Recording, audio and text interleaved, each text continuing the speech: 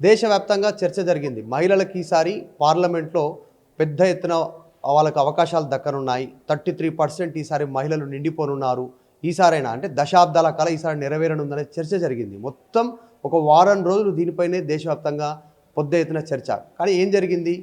చివరాఖరికి వీగిపోయినటువంటి పరిస్థితి బిల్లు. దాని గురించి మాట్లాడదాం. బీఆర్ఎస్ పార్టీ ఉద్యమ నాయకురాలు సుమిత్రా నంద్ ఉన్నారు. టీఎస్పీఎస్సీ మాజీ కమిషన్ సభ్యురాలు ప్రస్తుతం. సుమిత్రా నంద్ గారు, ఏం జరిగింది నిన్న పార్లమెంట్లో? అవుతుందని చెప్పారు, దానికి దీనికి లింకు పెట్టారు, డీలిమిటేషన్కి మహిళా రిజర్వేషన్కి లింకు పెట్టారు, అవుతుంది అనుకున్నారు. అసలు ఏంది ఇది? ఒక స్ట్రాటజీయా? ఎవరిని కార్నర్ చేయడానికి, ఎవరిని బలి చేయడానికి?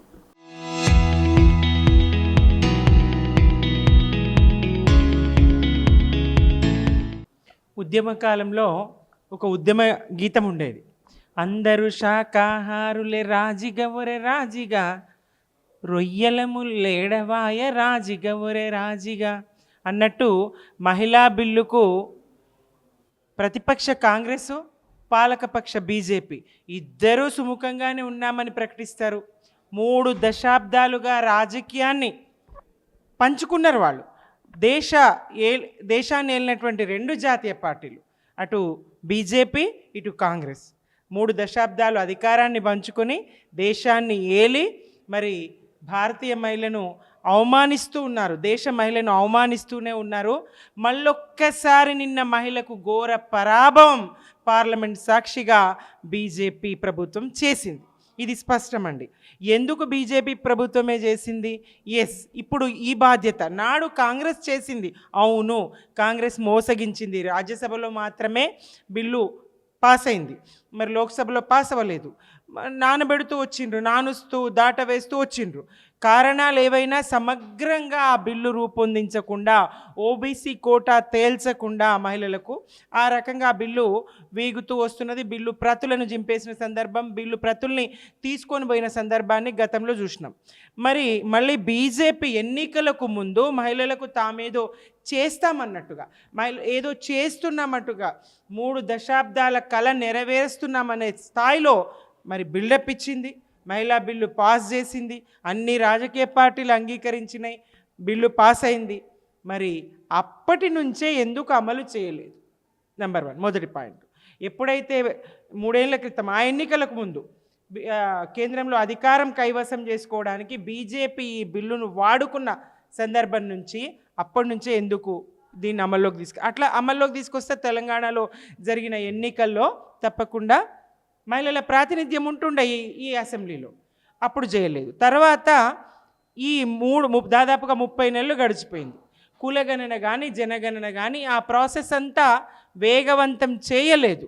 ఎప్పుడో చేయాల్సింది ఇప్పుడు మొదలుపెట్టి 2011 కులగణన జనగణన ఆధారంగా అని చెప్తూ డీలిమిటేషన్కు లింకు పెడుతూ, ఇతర బిల్లులకు లింకు పెడుతూ మహిళా బిల్లును నారీ శక్తి అభియాన్, వందన్ అభియాన్ పేరు గొప్ప, మహిళలకు ఒరిగింది మాత్రం ఏమీ లేదు.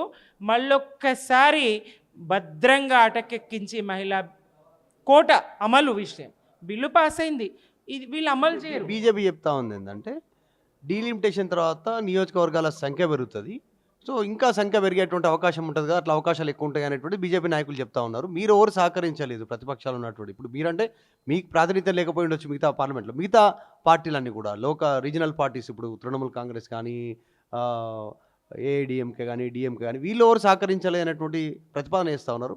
పక్క రాష్ట్రం, తెలుగు రాష్ట్రం ముఖ్యమంత్రి చంద్రబాబు నాయుడు కూడా ట్వీట్ చేశారు, ప్రతిపక్షాలు మిగతా వాళ్ళు సహకరించకపోవడం వల్ల మహిళలకు అన్యాయమైంది, చరిత్రలో పెద్ద తప్పు అనేటువంటిది, ఒక తిరగరాయనటువంటి తప్పు జరిగింది, మహిళలకు అన్యాయం జరిగింది పార్టీలు చేసినటువంటి నిర్ణయాల వల్ల. లేదు, చంద్రబాబు నాయుడు చిత్తశుద్ధి ఉంటే, లేదా ఈ బీజేపీ పొత్తుతో ఏదైతే బీజేపీ భాగస్వామ్య పార్టీలు ఏవైతే ఉన్నాయో, ప్రభుత్వ భాగస్వామ్య పార్టీలు నిజంగా చిత్తశుద్ధి ఉంటే బీజేపీ మీద, మోదీ సర్కార్ మీద ఒత్తిడి పెంచాల్సింది. ఇదే చంద్రబాబు నాయుడు అనుకుంటే ప్రభుత్వం కొనసాగుతుంది, లేదంటే ప్రభుత్వం కూలిపోతుంది మోదీ సర్కార్. ఎందుకు మహిళల బిల్లుకు ఈ లంకె వేయించిండ్రు? దాని మీద సమగ్రమైన చర్చ ఎందుకు చేయలేదు? డీలిమిటేషన్కు సంబంధించి దక్షిణాది ఉత్తరాది రాష్ట్రాల మధ్య ఉన్నటువంటి వివాదము లేదా దక్షిణాది రాష్ట్రాలకు ఉన్నటువంటి అనుమానాలను నివృత్తి చేసే ప్రయత్నం ఎందుకు చేయలేదు? ఆ డీలిమిటేషన్కి సంబంధించి కూడా చిత్తశుద్ధితో చేసినట్టు కనపడదు. అందులో ముసాయిదాలో బిల్లులో ఎంత శాతం అనేది చేర్చనే లేదు. 50% అని మీరు నోటి మాటగానే చెప్పిండ్రు.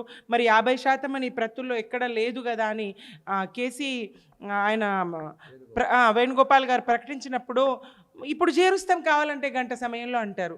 బిల్లు అసమగ్రంగా ఉత్తరాది దక్షిణాది రాష్ట్రాల మధ్య వివాదాన్ని పెంచేదిగా మరి పార్లమెంట్లో పెట్టి మహిళా బిల్లుకు లింకు పెట్టి దాన్ని ఎందుకు వీగిపోయేలా చేసింది? ఈ వీగిపోతే బాధ్యత ఎందుకు ఆ ప్రభుత్వం తీసుకోదు? గతంలో హిందూ కోడ్ బిల్లు అమలు బిల్ పాస్ కాకపోతే ఆ బిల్లుకు అంగీకారం లభించకపోతే తన న్యాయశాఖ మంత్రి పదవిని అంబేద్కర్ గారు వదులుకున్నారు కదా. ఇప్పుడు మరి బీజేపీ ఎవరు బాధ్యత వహిస్తారు? బిల్లు వీగిపోయినందుకు, బీజేపీ పెట్టినటువంటి బిల్లు వీగిపోయినందుకు ప్రతిపక్షాలను కానీ ఎవరిని కానీ ఒప్పించకుండా 3 బిల్లులను లింకు పెట్టి లంకె పెట్టి మరి కావాలని కుట్రపూరితంగా మహిళను మోసగించడానికి ఈ బిల్లు ఏదైతే పెట్టిందో రాజ్యాంగ సవరణ బిల్లు, దానికి సంబంధించి వీగిపోతే బీజేపీ ఎవరు బాధ్యత తీసుకున్నారు? నరేంద్ర మోదీ గారు తీసుకుంటారా? అమిత్ షా గారు తీసుకుంటారా? నిన్న అమిత్ షా గారు మాట్లాడుతూ ఉంటే ఎంత హాస్యం! మహిళల రాజకీయ ప్రాతినిధ్యము, చట్టసభల్లో మహిళలకు స్థానం కల్పించే అంశంలో బీజేపీ చిత్తశుద్ధి ఏందనేది వాళ్ళ చర్చలో స్పష్టంగా అర్థమైందండి. వాళ్ళు నవ్వుతున్నారు, వెనకాల మంత్రులు ఎంపీలు వాళ్ళు నవ్వుతున్నారు. అమిత్ షా గారు వ్యంగ్యంగా మాట్లాడుతూ నవ్వుతూ మాట్లాడుతూ ఉన్నారు, నవ్వుల పాలు చేస్తూ ఉన్నారు. ప్రపంచ దేశాల ముందర భారతీయ మహిళను, దేశమాతని స్త్రీ పేరుతో కొలుస్తారు దేశాన్ని. మీరు ఎక్కడ స్త్రీలు పూజింపబడతారో ఎత్ర నార్యంతు పూజ్యంతే అంటారు, మనువాద పార్టీ అంటారు, ఆర్ఎస్ఎస్ అంటారు, భావజాలం అంటారు, స్త్రీని దేవతామూర్తి అంటారు. స్త్రీకి ఇచ్చే గౌరవం ఇదేనా? కనీసం చట్టసభల్లో అడుగుపెట్టే అవకాశం ఇవ్వరా? ఎన్ని దశాబ్దాలుగా దీన్ని నానబెడతారు, ఎన్ని దశాబ్దాలుగా స్త్రీని మోసగిస్తూనే ఉంటారు. ఇక్కడ ఎవరి మీద నెపం నెట్టాలని మీరు ఈ కుట్ర చేస్తారు? మహిళలు అర్థం చేసుకోలేరా? ప్రజలు అర్థం చేసుకోలేరా? ఏదో అంధభక్తులు, మీ అంధభక్తులు ఏది చేసినా మీరు నందంటే నంది, పందంటే పంది. అధికార బీజేపీకి అంధభక్తులు ఎవరైతే ఉన్నారో వాళ్ళు మోదీ ప్రభుత్వము నందంటే నందంటారు, పందంటే పందంటారు. కానీ మిగతా ప్రజలైతే అర్థం చేసుకుంటారు, ముఖ్యంగా మహిళలైతే అర్థం చేసుకుంటారు. నిన్న ఎదురు చూసిరు దేశవ్యాప్తంగా మహిళలందరూ దాన్ని ఊదరగొట్టిండ్రు కదా. మహిళలు ఎదురు చూడడానికి కారణం ఏంటంటే ఊదరగొట్టిండ్రు. ఇదిగో అదిగో చారిత్రకమైనటువంటి దినము ఇది, దేశ ముఖ చిత్రాన్ని మార్చే దినం అని చెప్పిండ్రు. దానికి డీలిమిటేషన్ లింక్ ఎందుకు పెట్టిండ్రు? డీలిమిటేషన్ ఏ ప్రకారంగా చేస్తారు? మీరు దాని మీద స్పష్టత లేకుండా బిల్లు ఎట్లా పెడతారు? రాజ్యాంగ సవరణ బిల్లు ఎట్లా పెడతారు? ఇట్లాంటి అనేక సందేహాలు. దక్షిణాదికి నష్టం జరుగుతుంది అని దక్షిణాది రాష్ట్రాల వాళ్ళతో ఎందుకు చర్చించకూడదు? ఇప్పుడు ఒకటి డీలిమిటేషన్తో లింక్ పెట్టినందుకు మేము మద్దతు ఇవ్వలేదు అనేటువంటిది పార్టీలు వాళ్ళ వెర్షన్ వాళ్ళు చెప్పుకుంటున్నారు. ఇదంతా ఓకే, కానీ నెక్స్ట్ మహిళా రిజర్వేషన్ కోసం మళ్ళీ ముందుకు వచ్చే అవకాశం ఉందా? సపరేట్ బిల్లు తీసుకొచ్చే అవకాశం ఉందా? కేవలం సింగిల్గా వచ్చి వాళ్ళు అనుకున్నట్టుగానే ఇప్పుడు దశాబ్దాల కళ నెరవేర్చడానికి, మహిళలకు న్యాయం చేయడానికి, చట్టసభల్లో అవకాశం కల్పించడానికి వచ్చే అవకాశం ఉందా? ఫర్దర్గా నెక్స్ట్ ఫ్యూచర్లోనే వచ్చే పరిస్థితి ఉందా? ఎందుకంటే తమిళనాడు, పశ్చిమ బెంగాల్ ఎన్నికలు ఉన్నాయి, వాటి కోసమే ఇది స్ట్రాటజికల్గా తీసుకున్నటువంటి నిర్ణయం, బలం లేకున్నా తీసుకురావడం అనేటువంటిది. పశ్చిమ బెంగాల్ 3 సార్లు దీనికి సెల్యూట్ చేయాల్సిందే.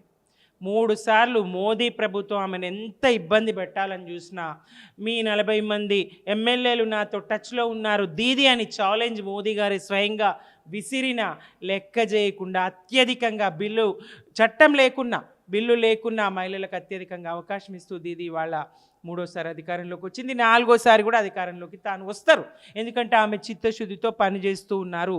ఇక్కడ ఒక్క ఉదాహరణ చూడొచ్చు. కుటుంబం మహిళ లేకుండా ఒక్కసారి కుటుంబాన్ని ఊహించుకోండి. ఎవరైతే మహిళా బిల్లుకు నటిస్తూ ఉన్నారో, మరి మోదీ గారికి కుటుంబం లేకపోవచ్చు, ఇంకా వాళ్ళ పార్టీ ముఖ్యమంత్రులకు ఎవరికైనా యోగి గారికి కుటుంబం లేకపోవచ్చు, కానీ మహిళ లేని కుటుంబాన్ని ఊహించండి. సమాజంలో అన్ని రకాల బాధ్యతల్ని పోషించగలుగుతున్నది, అంతరిక్షంలోకి వెళ్ళి రాగలుగుతున్నది భారతీయ సంతతి మహిళలు ఇద్దరు వెళ్ళిండ్రు కూడా. అట్లాంటి పరిస్థితుల్లో ఇవాళ మహిళ చెయ్యలేని పని లేదు. ఇదే కాంగ్రెస్ కూడా మోసగించలేదా అండి? ఇప్పుడు బీజేపీ, నాడు కాంగ్రెస్ చెరిసగం దొందే మహిళలకు రిజర్వేషన్ కల్పించే విషయంలో, మహిళలకు 33% చట్టసభల్లో ప్రాతినిధ్యం కల్పించే విషయంలో రెండు జాతీయ పార్టీలు ఒకతాను ముక్కలే. దొందే ఇద్దరికి, రెండు పార్టీలకు కూడా మహిళని చట్టసభల్లోకి పంపడం ఇష్టం లేదు.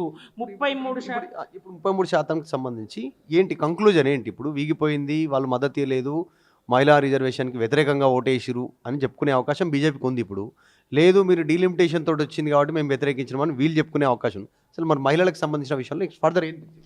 వీళ్ళు చేస్తారని అయితే నమ్మకం లేదండి. 3 రోజుల్లో వీళ్ళు బిల్లు చేసుకోగలిగినారు. జిఎస్టీ బిల్లు 3 రోజుల్లో బిల్లు చేసుకోగలిగినారు. ఫాస్ట్ ట్రాక్ జిఎస్టీ కన్నా ముందు ఈడబ్ల్యూఎస్ రిజర్వేషన్ది 3 రోజుల్లో, జిఎస్టీది 5 రోజుల్లో. వీళ్ళు అనుకుంటే బిల్లులు పాస్ అవుతాయి, వీళ్ళు అనుకుంటే అమలు జరుగుతాయి, అమలు చేసేస్తారు. ఇక్కడ మహిళా బిల్లు విషయానికి వచ్చేసరికి 30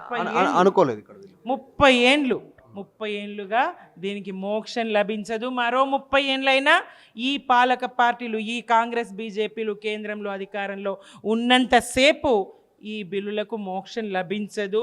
చట్టసభలు జనాభాలో సగం, ఆకాశంలో సగం, అవనిలో సగం, అవకాశాలు మాత్రం శూన్యం. బీజేపీ కానీ కాంగ్రెస్ కానీ అవకాశాలు ఇవ్వడానికి జంకుతాయి. మహిళ న్యాయంగా ఉంటుంది, మహిళ అభివృద్ధిని కాంక్షిస్తుంది, మహిళ అభివృద్ధి చేయగలుగుతుంది, కుటుంబాన్ని ఎట్లా దిద్దుకోగలుగుతుందో మహిళ అట్లా రాజకీయ వ్యవస్థను కూడా దిద్దగలుగుతుంది. అందుకే మహిళ అంటే భయం, ఆంక్షలు చెరిపేయడానికి భయం, అవకాశం ఇవ్వడానికి భయం.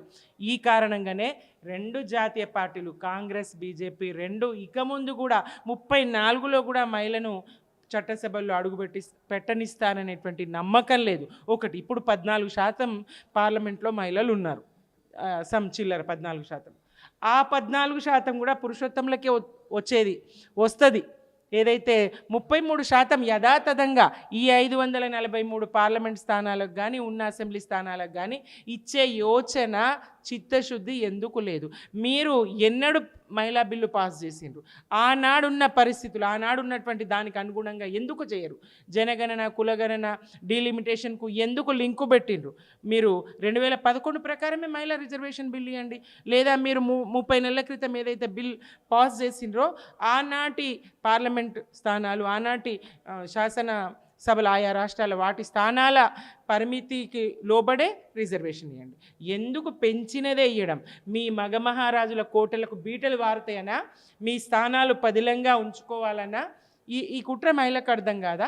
పెంచితే తప్ప మహిళకి ఇవ్వలేరా? ఉన్నట్టుగా మహిళకి ఇవ్వలేరా? యథాతథంగా మహిళకి ఇవ్వలేరా? 30 సంవత్సరాల నుంచి మీరు నానబెడుతూ, అటకెక్కిస్తూ, వాయిదా వేస్తూ, అవమానిస్తూ వస్తున్నారు. ఈ అవమానాల పరంపర కొనసాగాల్సిందేనా? మహిళ అర్థం చేసుకుంటుంది. బీజేపీ డ్రామా నిన్న పార్లమెంట్ సాక్షిగా వాళ్ళ ఎకసెక్కాలు, వాళ్ళ హేళనలు, వాళ్ళ నవ్వులు, వాళ్ళ వెకిలి నవ్వులు మహిళ అర్థం చేసుకుంటుంది, తప్పకుండా అర్థం చేసుకుంటుంది. భారతీయ మహిళ బీజేపీని నమ్మదు. బీజేపీ ప్రధానమంత్రి మేము ఇది చేసినాం, అది చేసినాం, మేము రాష్ట్రపతిని చేసినాం, మీరు ఏమి చేసినా, మీరు ప్రధానమంత్రినే మహిళను చేసినా మహిళ నమ్మదు. ఎట్లా అయితే మీరు ఓబీసీ నరేంద్ర మోదీ గారు ఉన్నారు, ఆయన్ని ప్రధానమంత్రిని చేసినామంటారు, ఓబీసీలకు మీరేమీ చేయరు. అట్లే మీరు మహిళా ప్రధానమంత్రిని చేసినా బీజేపీని మహిళలు నమ్మరనేది సత్యం. ఈ కాంగ్రెస్ విషయానికి వస్తే ఇందిరాగాంధీ గారు ఉక్కు మహిళగా పేరు తెచ్చుకోవాలి, ఆమె రాజకీయాల్లో కొనసాగాలి, ప్రధానమంత్రిగా కొనసాగాలి. తర్వాత సోనియా గాంధీ గారు తాను పార్టీ పగ్గాలు తీసుకోనో లేదా పార్టీ వెనుకుండో ముందుండో నడిపించాలి. ఆ తర్వాత ప్రియాంక గాంధీ గారు కూడా ఆ కుటుంబం నుంచి రావాలి. కానీ భారతీయ మహిళలు ఎందుకు రాకూడదు? దేశ మహిళలు ఎందుకు రాకూడదు? దీనికి సంబంధించినటువంటి సమగ్రమైన చర్చ చేసి బిల్లు అమలు జరిగేటట్టుగా, ఈ పాస్ అయిన బిల్లు, మహిళా బిల్లు అమలు జరిగేటట్టుగా గట్టిగా కాంగ్రెస్ ఎందుకు ప్రయత్నించకూడదు? గట్టిగా బీజేపీ మెడల్ని ఎందుకు వంచకూడదు? మిగతా బిల్లులు ఎట్లా వీళ్ళు అమలు చేస్తారు? జిఎస్టీ బిల్లు కానీ లేదంటే ఈడబ్ల్యూఎస్ ఎవ్వరూ అడగలేదు, పోరాటాలు లేవు, ఉద్యమాలు లేవు. అయినా 10% కూడా లేని వాళ్లకు 10% ఈడబ్ల్యూఎస్ రిజర్వేషన్ ఇస్తారు. మీరు అనుకుంటే పాలక ప్రతిపక్షాలు అనుకుంటే ఏదైనా చేయగలరు. మీరు మహిళకు చెయ్యాలనే ఉద్దేశము సత్సంకల్పము మీకు లేదు. కుట్రలు చేస్తూ ఉన్నారు, మహిళను ఓడించాలని చూస్తూ ఉన్నారు. మిమ్మల్ని ఓడిస్తుంది మహిళ, గుర్తుపెట్టుకోండి. ఇది 30 సంవత్సరాలు దాటింది. ఈ దశాబ్దాలకు సంబంధించినటువంటి కళను అవహేళనగా నవ్వుల పాలు చేస్తూ ఉన్నటువంటి పరిస్థితి ఈరోజు ప్రపంచ వేదిక ముందే ప్రపంచ దేశాలన్నీ కూడా గమనించేటువంటి సిచ్యువేషన్ క్రియేట్ అయింది. ఇటు బీజేపీ అయినా కాంగ్రెస్ అయినా రెండు కూడా మహిళలను చట్టసభలకు అడ్డుకునేటువంటి ప్రయత్నం చేస్తూ ఉన్నాయి. ఇవన్నీ మహిళలు గమనిస్తూ ఉన్నారు, మహిళలు అన్నీ చూస్తూ ఉన్నారు అనేటువంటి స్టేట్మెంట్ సుమిత్రానంద్ చేస్తూ ఉన్నారు. వీడియో జర్నలిస్ట్ వినయ్తో మధు మల్కేడ్కర్, హైదరాబాద్.